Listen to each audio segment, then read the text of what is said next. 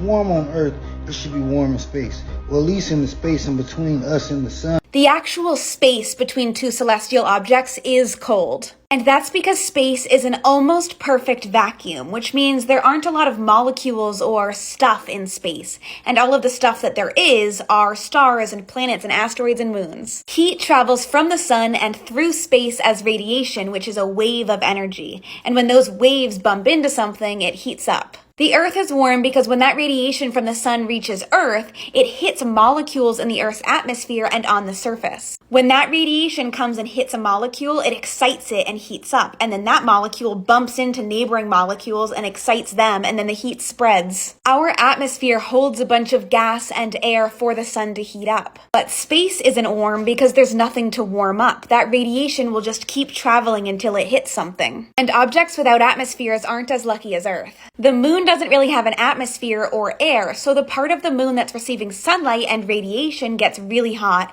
but the part of the moon that's not receiving sunlight gets really cold. And without an atmosphere, the hot surface of the moon has no air molecules to transfer that heat to, which is why the moon can't retain heat like Earth can.